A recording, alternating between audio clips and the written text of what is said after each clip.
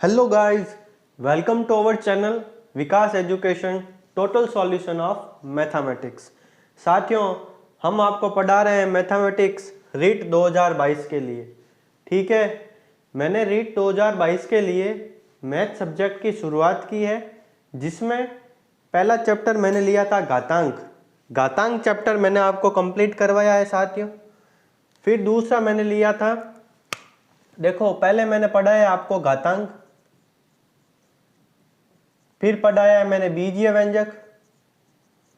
बीजीय व्यंजक का पूरा पोर्शन मैंने कंप्लीट करवा दिया है, जिसमें सर्व समीका भी शामिल है। फिर मैंने तीसरा लिया था गुणनखंड, सरल बीजीय व्यंजकों का गुणनखंड। ये तीनों हेडिंग मैंने रीट के सिलेबस के अकॉर्डिंग कंप्लीट करा दी है। एक एक चीज, एक एक क्वेश्चन, प्रीवियस ईयर क्वेश्चन, सारे क्वेश्चन अपन ने देख लिए हैं। अब कंटिन्यू कर रहे हैं दोस्तों। इसके आगे चैप्टर है समीकरण। सरल एक घातीय समीकरण क्या होता है, सिंपल लीनियर इक्वेशन क्या होती है, इसके बारे में अपन चर्चा करेंगे। देखिए, समीकरण क्या होता है यह मैंने सर्व समीका के चैप्टर में पढ़ा दिया है। फिर भी अपन और वापस देखते हैं विस्तार से कि समीकरण क्या होता है। तो आ जाइए मेरे साथ और कस लीजिए कमर रीट 2022 के लिए। देखिए साथियों, समीकरण क्या होता है। एक समीकरण चर पर एक प्रतिबंध होता है। चर पर एक प्रतिबंध होता है। चर क्या होता है? चर राशि वो जो हमेशा बदलती रहती हो, जो अंग्रेजी के स्मॉल अल्फाबेट हो, जैसे एक्स है, वाई है, जेड, ए, डी, बी, ओ, एम, कुछ भी आप मान लो। जो चर राशि कहलाएगी वो हमेशा बदलती रहेगी, उनका मान फिक्स नहीं होगा। और अचर राशि कौन सी होगी? जिसका मान हमेशा फिक्स हो, ये अचर राशि होती है। ठीक है, अगर ये चर अचर इनके बारे में और विस्तार से जानना है तो सर्व समीका का लेक्चर देखिए आप, उसमें आपको और पूरा विस्तार से बता रखा है। एक समीकरण चर पर एक प्रतिबंध होता है। प्रतिबंध यह है कि दोनों व्यंजकों के मान बराबर होने चाहिए। इन दोनों व्यंजकों में से कम एक में चर अवश्य होना चाहिए। उसी को क्या कहेंगे अपन? समीकरण कहेंगे। देखिए, इस परिभाषा का मतलब क्या है कि चर होना चाहिए कम से कम एक, तो इसमें चर है, ठीक है, और इसके बराबर में इधर दोनों व्यंजकों के मान आपस में क्या होने चाहिए? बराबर होने चाहिए। तो ये देखिए बराबर है, सिमिलरली ये है, सिमिलरली ये है। ठीक है साथियों, तो ये हो गया समीकरण। कॉन्सेप्ट क्लियर कि समीकरण क्या होता है। अब बात करते हैं कि समीकरण का हल क्या होता है। समीकरण का हल क्या होता है? देखो, इसमें लिखा हुआ है 3x + 5 = 60। अगर इसमें मैं x की वैल्यू फाइंड कर लूँ, इसमें अगर मैं x का मान ज्ञात कर लूँ, इसमें y का मान ज्ञात कर लूँ, और अगर इसमें भी x का मान ज्ञात कर लूँ, तो अपन क्या कहेंगे? उस x की वैल्यू को क्या कहेंगे कि यह समीकरण का हल है। कैसे? देखो, अपन सीख रहे हैं, उससे पहले एक बात और समझ लीजिए कि 3x + 5 = 60। यहाँ पे एक संख्या है, 10y - 20 = 80, यहाँ पर एक संख्या है। तो जनरली क्या सोचते हैं कि यहाँ पर एक संख्या आएगी और यहाँ एक क्या आएगा? एक व्यंजक आएगा, तो ये समीकरण बनेगा। नहीं, ऐसा नहीं है। दोनों तरफ भी अपन ये व्यंजक को इक्वल, दोनों के बीच में इक्वल लगाकर लिखेंगे तो भी यह एक समीकरण कहलाएगी। ठीक है साथियों, अब पढ़ते हैं अपन समीकरण का हल। समीकरण का हल क्या होता है? समीकरण का हल होता है चर राशि का मान ज्ञात करना। चर राशि का मान ज्ञात करना ही समीकरण का हल है। ठीक है, समीकरण का हल। क्वेश्चन आता है कि समीकरण का हल क्या होगा, तो उसका मतलब है कि जो x है, y है, z है, जो भी चर राशि है, उसका आप मान ज्ञात कर लो। अब इसमें देखो, 3x + 5 = 60 है, तो मैंने क्या किया? प्लस का 5 उधर भेज दिया, तो हो गया माइनस का 5, और 60 में से 5 चले गए तो ये हो जाएगा 55। तो x की वैल्यू आ जाएगी 55/3। तो ये जो x का मान है वो इस समीकरण का क्या है? हल है। जो भी चर राशि की वैल्यू आएगी वो समीकरण का हल कहलाएगी। ठीक है मित्रों, तो इसको कहते हैं अपन समीकरण को हल करना। सिमिलरली यहाँ देखो, y का मान ज्ञात करना है। 10y = में माइनस का 20 उधर गया तो प्लस का 20, 80 और 20 हो जाएंगे 100, तो y की वैल्यू आ जाएगी 100/10 और y की वैल्यू आ जाएगी आगे 10। ठीक है, तो इस समीकरण का हल क्या है कि y का मान क्या आ रहा है, 10 आ रहा है। आगे देखिए, अब देखो इसमें 4x + 5 6x - 25, तो एक जाति वाले हैं उसको एक तरफ कर देंगे और अंकों को एक तरफ कर देंगे। तो देखो 4x + 5 माइनस का 25 इधर आया तो प्लस का 25, ये यहाँ पे 6x इक्वल में। अब 4x को उधर भेज दो, 25 और 5 हो गए 30, 6x - 4x 30 इक्वल्स टू 6 में से 4 गया, कितने बचे 2x, और 30/2 हो गया 15, तो x का मान आ गया 15। ठीक है साथियों, वेरी वेरी सिंपल है, कुछ भी नहीं है। देखो ये प्लस का 5 है, इधर माइनस का 25 इधर आया तो प्लस का 25 हो गया, ये हो गए 30, ये प्लस का 4x उधर गया तो माइनस का 4x हो गया, इसमें से ये 2x और ये आ गया 15। ये कहलाते हैं समीकरण के हल। क्लियर हो गया साथियों। देखिए एक बार वापस रिकॉल करते हैं, समीकरण क्या है, उसमें कम से कम एक तो चर होना चाहिए और इसके इक्वल में दोनों व्यंजकों के मान आपस में क्या होने चाहिए, बराबर होने चाहिए। ये देखो इसका मान इसके बराबर, इसका मान इसके बराबर, तो ये क्या कहलाता है, एक समीकरण कहलाता है। और यहाँ पे क्या है, संख्या हो जरूरी नहीं है, ये 6x - 25 4x + 5 ये भी क्या कहलाएगा, एक समीकरण कहलाएगा। और चर राशि का मान अपन ज्ञात कर लेते हैं तो वो उसको बोलते हैं समीकरण का हल ज्ञात करना। ठीक है साथियों, अब देखो आगे। दोस्तों अगर आपको मेरा वीडियो पसंद आ रहा है तो प्लीज़ आपसे रिक्वेस्ट है कि चैनल को सब्सक्राइब जरूर करो और इस लिंक को कॉपी करके अपने व्हाट्सएप स्टेटस पे जरूर लगाओ। ठीक है साथियों, आगे बढ़ रहे हैं, अपन समीकरण का हल क्या होता है इसके बारे में देखेंगे। अपन ने पहले पढ़ा कि समीकरण की परिभाषा क्या है, समीकरण क्या होता है, उसके बारे में चर्चा की है। अब अपन देख रहे हैं समीकरण का हल।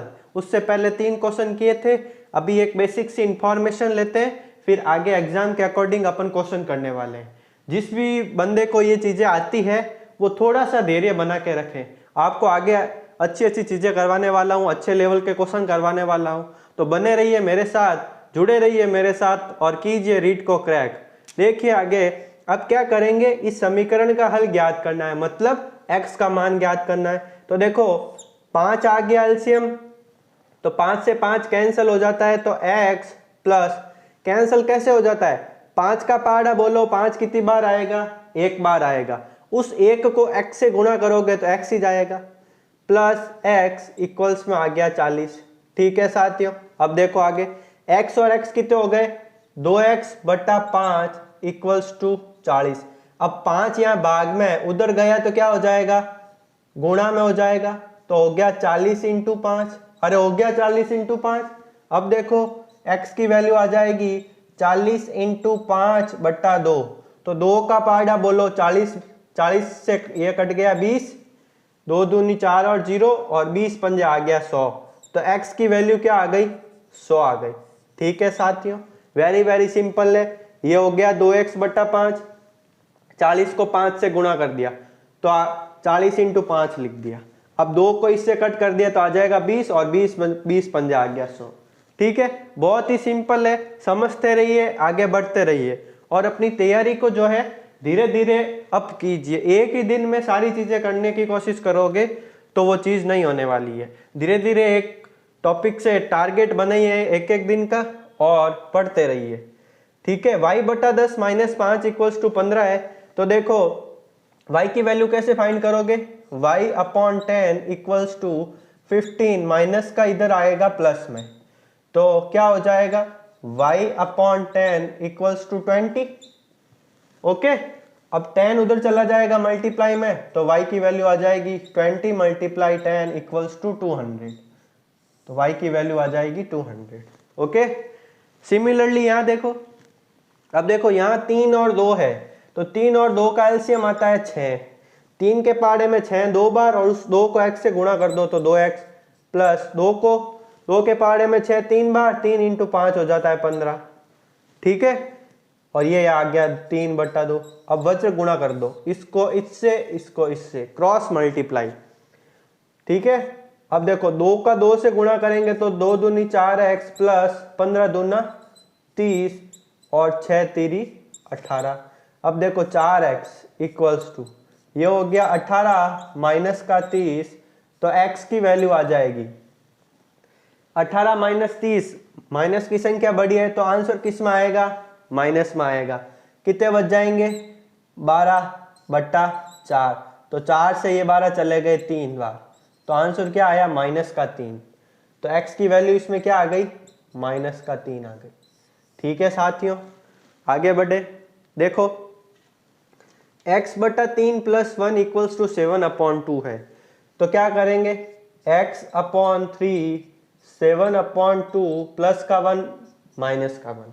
ठीक है, अब देखो x/3 यहाँ पे कुछ भी नहीं है इसलिए मैंने 1 लिख दिया, तो 2 और 1 का एलसीएम 2, 2 से 2 कैंसिल, 7 माइनस 2 1 जा 2। अब देखो x/3 इक्वल्स टू 7 माइनस 2 होता है 5, 5/2, क्रॉस मल्टीप्लाई कर दो, x को 2 से गुणा कर दो तो आ जाएगा 2x और 5 दिया 15, तो x की वैल्यू आ जाएगी 15/2। ठीक है साथियों, ये है 15/2।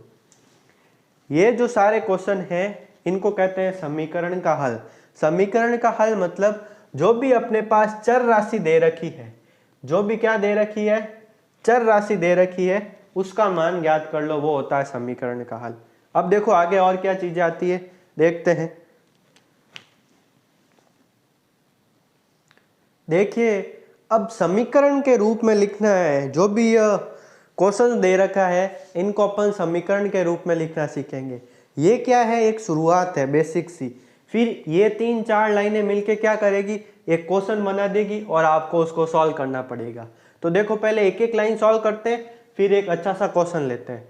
देखो बोल रहा है कि x के चौगुने और 11 का योग 110 है, तो क्या इसका क्या कैसे समीकरण बनाएंगे, x का चौगुना, x के चौगुने और 11 का योग, और 11 का योग क्या है, 110 है, तो ये हो गई इसकी समीकरण।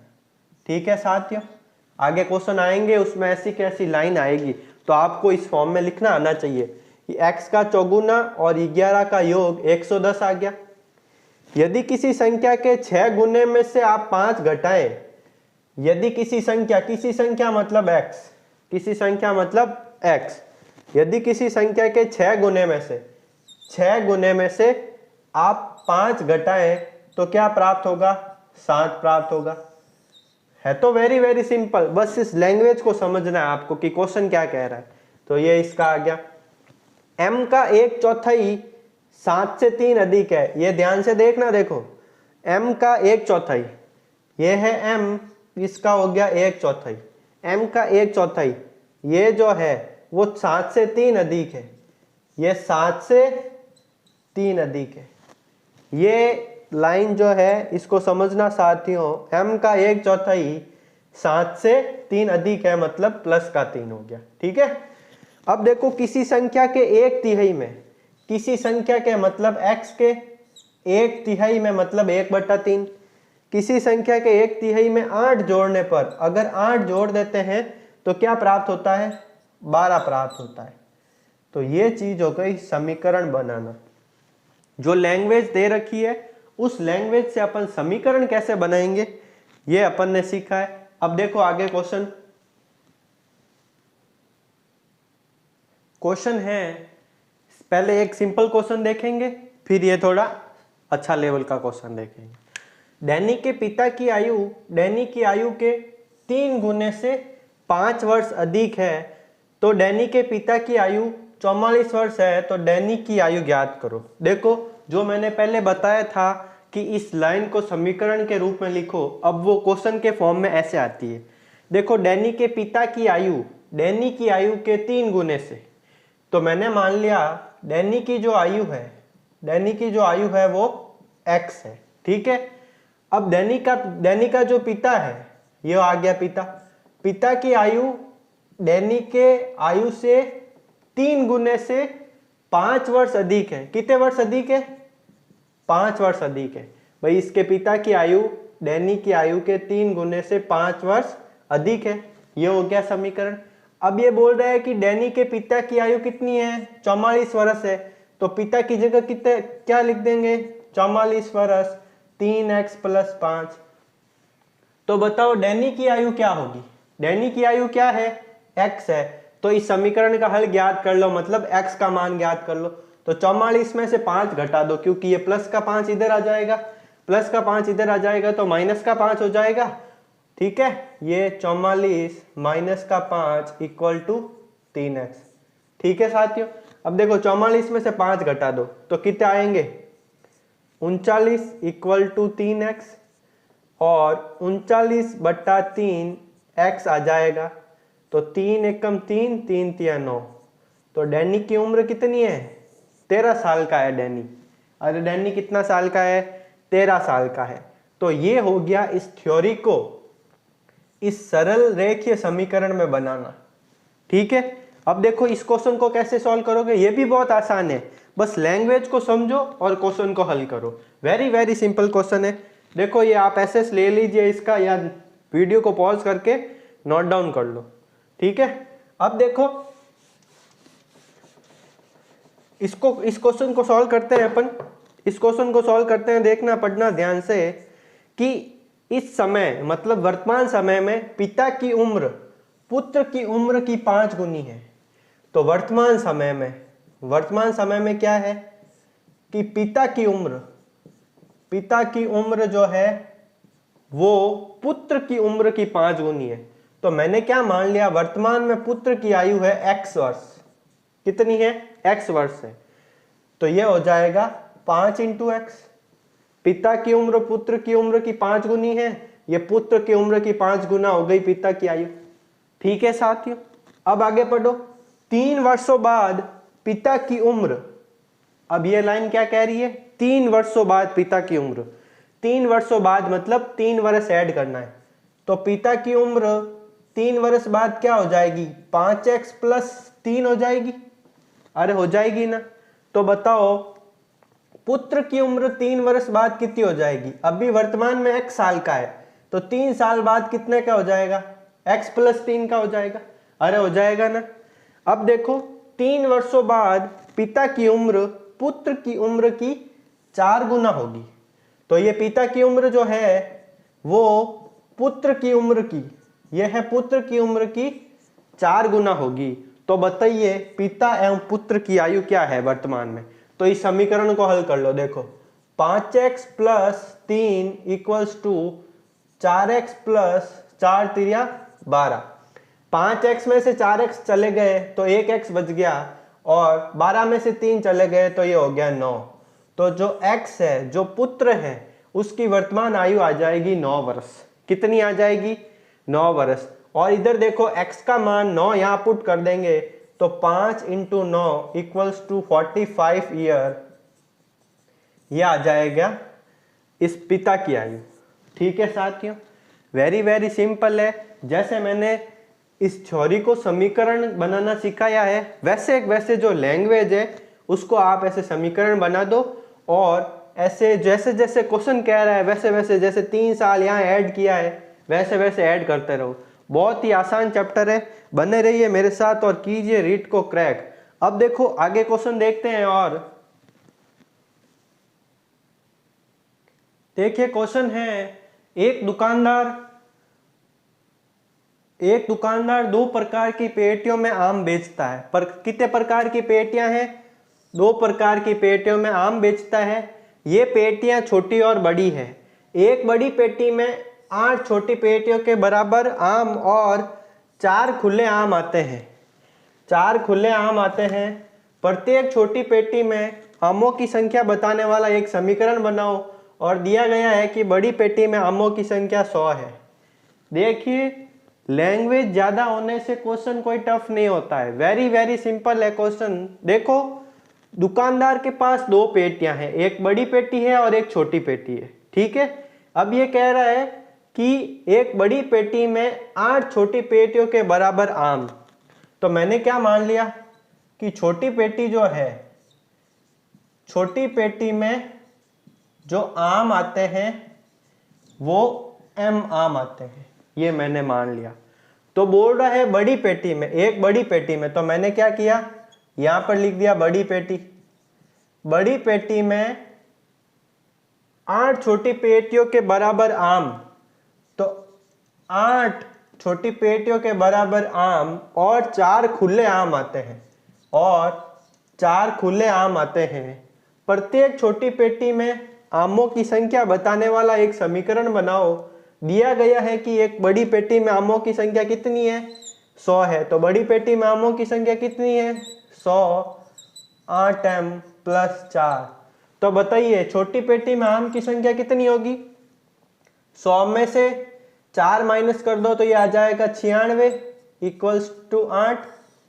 ठीक है साथियों, अब देखो 96 में भाग दे देंगे, ये 8m है, ठीक है। 96 में भाग दे देंगे अपन 8 का, तो छोटी पेटी में आमों की संख्या आ जाएगी, ठीक है। देखो 8 एकम 8, 8 दूनी 16, ठीक है। तो ये आ गया m का मान 12। वेरी वेरी सिंपल है। देखो सिर्फ और सिर्फ लैंग्वेज का खेल है, लैंग्वेज पढ़ो, समीकरण बढ़ाओ और आंसर निकाल दो, ठीक है। अब देखो नेक्स्ट क्वेश्चन देखते हैं। नेक्स्ट क्वेश्चन क्या कहता है, ये भी बहुत सिंपल क्वेश्चन है। क्वेश्चन क्या कह रहा है, ध्यान से देखें इसको, कि अध्यापिका बताती है कि उनकी कक्षा में एक विद्यार्थी द्वारा प्राप्त किए गए अधिकतम अंक न्यूनतम अंक का दुगुना। तो मैंने क्या मान लिया कि न्यूनतम अंक कितने हैं, अरे न्यूनतम अंक कितने हैं, न्यूनतम अंक मैंने मान लिया x है, ठीक है।